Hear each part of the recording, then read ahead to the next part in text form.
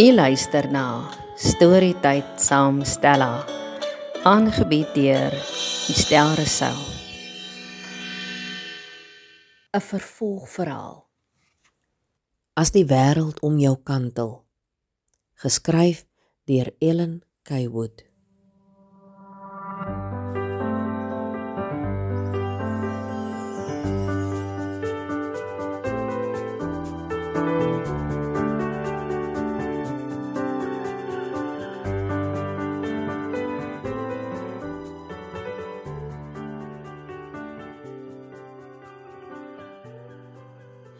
Willem grinnik toe die onder 14 seun wat die finale been hardloop sy hande in die lug gooi toe hy oor die wenstreep kom.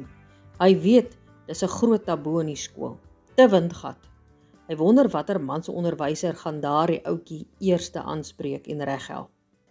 Hy en Tanya stap teen die paviljoen af om weer by die 4de regente te gaan oorneem. Hulle gaan opwarm vir die dirigente aflos wat aan die einde iewers plaasvind. Hy het nie baie hoop vir hulle nie. Dit is eintlik net Anneke wat sporttalent het. As hy die ander skole se dirigente so bekyk, is sy hoop maar min. Is julle reg vir die aflos? Kry sy heus toe hy onder by hulle kom. Nie eintlik nie, maar ons sal maar ons naam gaan plank, fluister Esmy terug. Haar stem is heeltemal weg. Baie sterkte. Ek dink julle gaan dit nodig hê, lag sê hy goedig. Dankie vir die emosie van vertroue wat jy in ons het, fluister sy gemaak verontwaardig. Die ander 3 lag net en hulle stap oor die veld na die wegspring toe. Is ons nie veronderstel om net 4 aflosatlete te wees nie, vra Ilse senuweeagtig toe sy en Anke by Arno en die ander 3 mans aansluit. Daar geld geen reëls by die personeel aflos nie, dus kan ons maak soos wat ons wil. Anke het my gewet, ons kan nie die aflos wen nie. Ek gaan haar verkeerd bewys, sê Arno en lag vir die 2 dames wat hulle broekspype senuweeagtig oprol. Ja, ons sal hulle wys waar daar word die wortels begrawe het, giggel Ilse en Anke skud net haar kop lagend. Sy verkyk haar aan die skool se aflosspanne. Hulle is duidelik baie goed voorberei. Toe Karen die aflosstok ontvang, snak al die toeskouers na hulle asems. Sy lyk soos 'n Formule 1 resieskar wat teen 'n sedan kompeteer. Sy trek omtrent onder hulle uit, sê Renier Botha, wat ook by sy kringetjie kollegas aangesluit het. Anke hoor hoe een van die ander skool se personeellede bewonderend fluit. Sjoe, maar sy hardloop vinnig. Dalk moes jy haar gekry het vir ons aflosspan, sê Anke. Sy het nog altyd waardering gehad vir iemand wat mooi en vinnig kan hardloop. Ons mag nie die leerlinge gebruik nie, buurvrou, dis ontoelaatbaar, knipoog Arno vrolik. Ek is seker hulle het die rekord flenters gehardloop, sê Renier. 4 uit 4 sover. Baie geluk julle 2, wens altyd die 2 spanbestuurders geluk. Dankie, ek dink die kinders doen baie goed, ek's bly vir hulle. Nou nog nie die onder 19s. Ek voel nog altyd, hulle aflos is die heel belangrikste, anders wen ons nie, antwoord Rassie van bo af. Helene voel hoe haar maag weer draai. Sy hoop maar Lindy kom die mas op. Toe die skoot klap, skiet Lindy weg soos 'n pyl uit 'n boog. Sy gaan wragtig eerste oorgee, skree Rassie entoesiasties. Seepgladde oorgee, skree hy weer 'n keer. Helene kan beswaarlik kyk. Marie trek onder die ander atlete uit. Die toeskouers snak weer na hulle asems.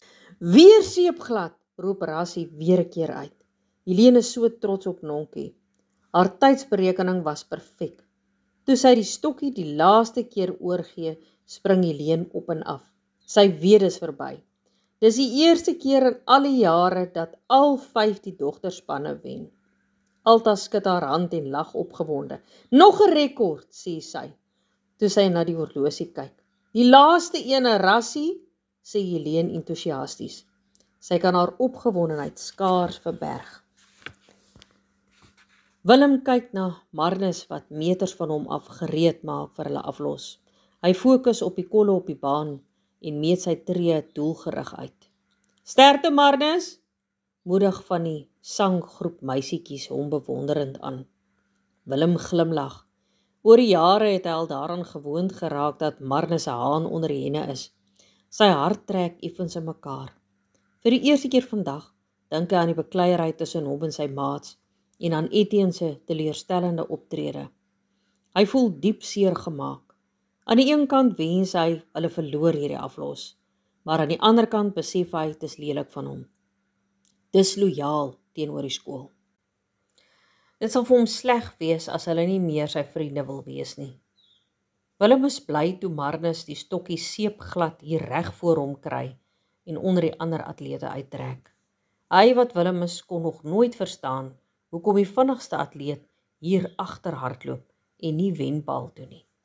Maar die onderwysers weet seker hoekom. Hy glimlag breed as hy aan meneer Malan se gepreek oor hulle rokery dink. Hy sê altyd sportmanne het nie asem as hulle rook nie. Dit lyk nie of Marnus se gestook hom enigsins terughou nie. Marnus se oorgee verloop seepglad. Die gaping tussen die derde atleet en die tweede skoolse atleet bly dieselfde tot by die laaste oorgee.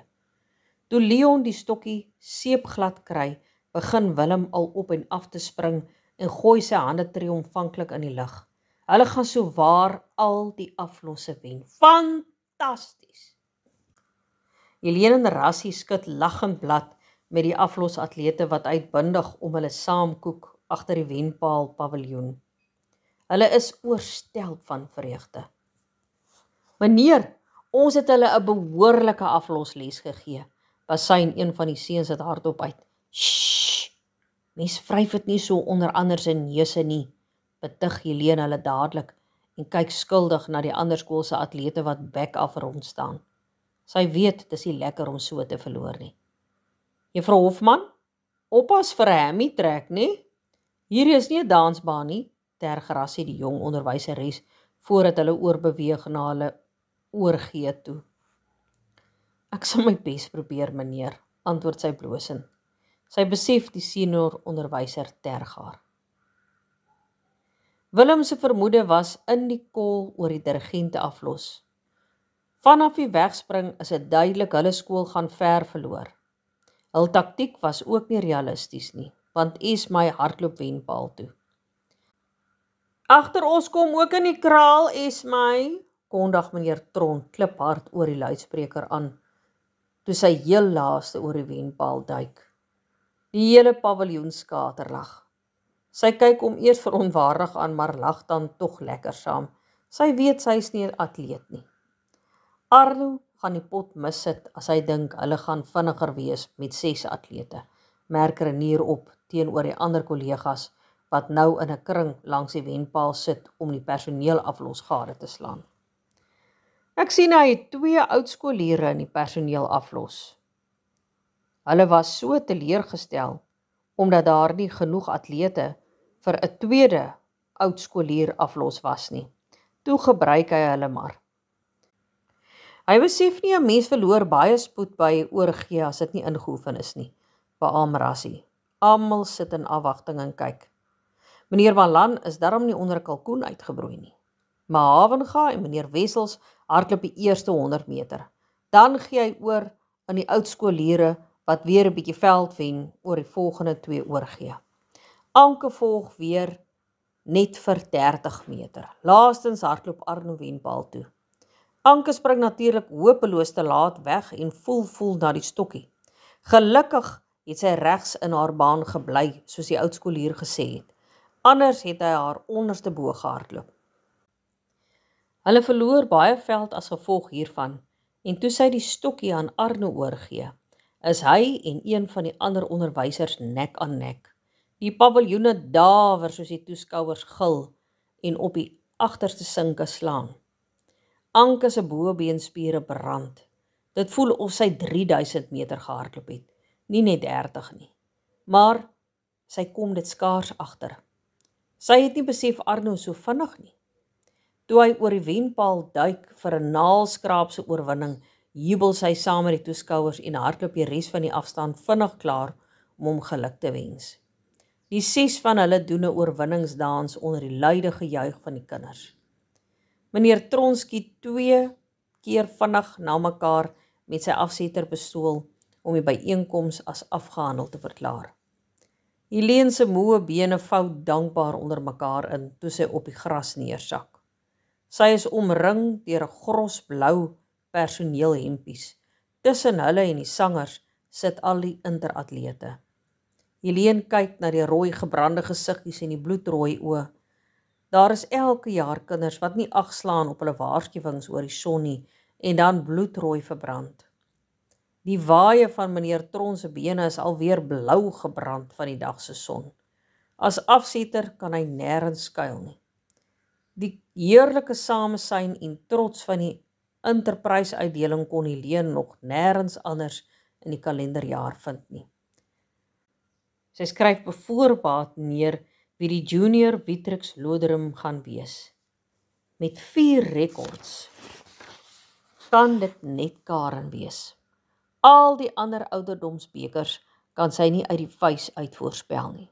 Dit is baie bevredigend om te sien hoe die gemiddelde kind ook hierdeur 'n bietjie uitgelig word.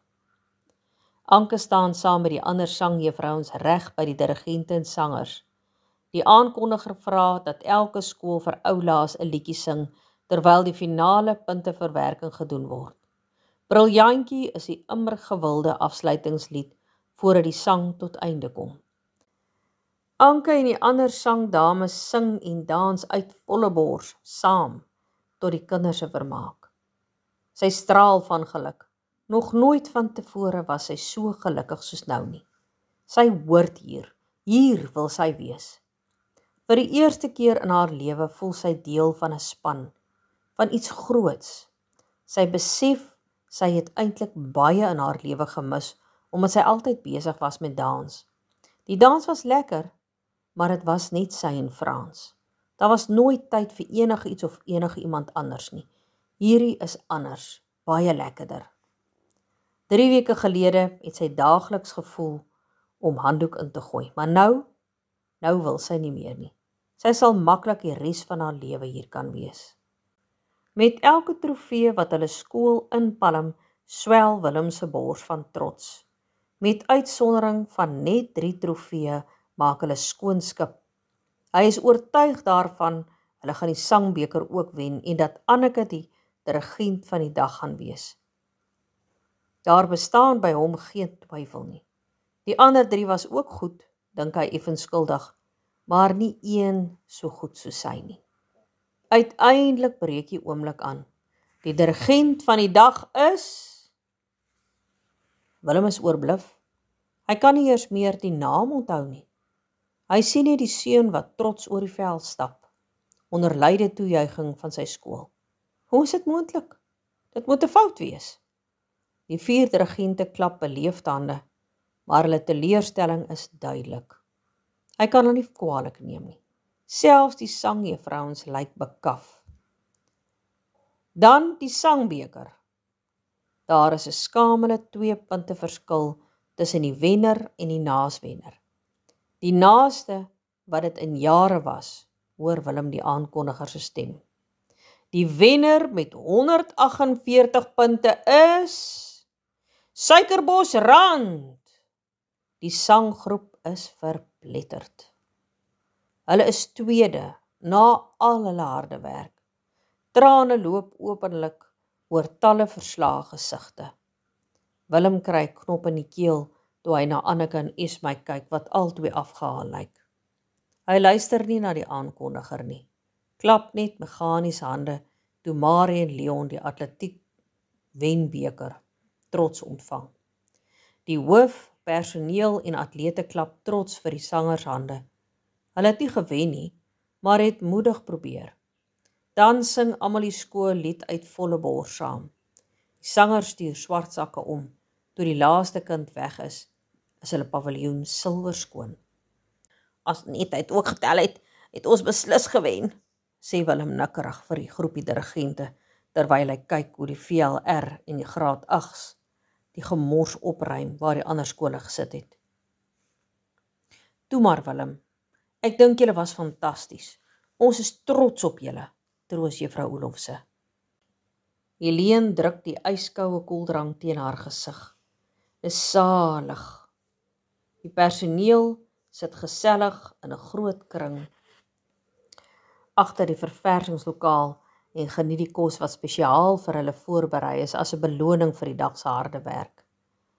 Sy verluister haar na almal se analise van die dag se gebeure. Die sangdames braak bittergal. As daai vrou nie die heeltyd vir ons openlik baie minder punte by elke afdeling gegee het nie, het ons ver gewen. Mor 1. Ek kan onregverdigheid nie verdra nie. As kinders dit verdien, moet hulle wen. Die sangbeker is nie veronderstel om 'n troosbeker te wees nie. Kook die hoof behoorlik. Helene is verbaas dat sy in die openbaar so iets kwytraak. Net nou sê die mense, sy het suur druiwe. Sy maak haarself ongemerk uit die voete en sluip deur die verversingslokaal na die stoepbalkon toe. Sy wil nie in hierdie gesprek betrek word nie. Hulle sal haar stenig as sy sê, hulle sangers het nie altyd onder die veld so hard soos die wenskool geklink nie. Sy weet, dis nie al wat tel nie. Sy staan rustig en kyk na die verlate sportveld. Dis moeilik om te glo dat dit skaars 2 ure gelede nog 'n muurnes van bedrywighede was. Die oranje sonsondergang vorm 'n kleurvolle kontras met die suikerbosrand agter die terrein. Sy het al vergeet hoe pragtig dit is, dink sy verras. Ver na die suide speel die weerlig van 'n hoë veldse donderstorm wat broei. Ek verstom by elke aand na 'n rugbyoefening aan die sonsondergang. Dis ongelooflik, sê Dani wat ongemerk by haar aangesluit het. Dani, jy, Pieter en die terreinbestuurder kan julle self op die skouer klop oor die terrein en die hele dag. Dit was 'n reuse sukses, wens sy hom geluk. Ja, wat, sê hy met 'n somber gesig. Sy kyk hom verbaas aan. Sy het meer emosie verwag. Dis verby, Helene. Dis die einde van 'n era, sê hy met 'n stroewe gesig. Sy kyk hom fronsend aan en wag vir sy verduideliking. 2 van die ander 3 skole se hoofde het vandag van my gesê, hulle gaan na 40 jaar van die inter onttrek. Bars hy die bom. Helene slaan albei haar hande van skok oor haar mond en staar hom woordloos aan. Hulle sien nie meer kans om teen ons te kompeteer nie. Die vernedering is nou te groot. Die tipe kind wat hulle het, stel nie belang nie. Die meeste onderwysers bly nie eers meer in hulle dorp nie. Hulle ry elke dag in en uit. Hulle wil nie die moeite doen nie, verduidelik hy verder. Helene kry nie 'n woord uit nie. Sy staar hom net aan. Ek en die mevrou het besluit om nie vanaand vir al die personeel te vertel nie. Ons wil nie hulle vreugde demp nie. Ek het net gedink jy moet weet, sê hy bedruk. Sy knik net haar kop en druk hom op die skouer toe hy uitstap. Vir 'n lang ruk staar Helene oor die verlate sportveld en kyk hoe die laaste sonstrale uiteindelik die stryd gewonne gee. Toe die donker skadu se finale gordyn oor die terrein laat sak, loop daar 2 stil trane oor haar wange.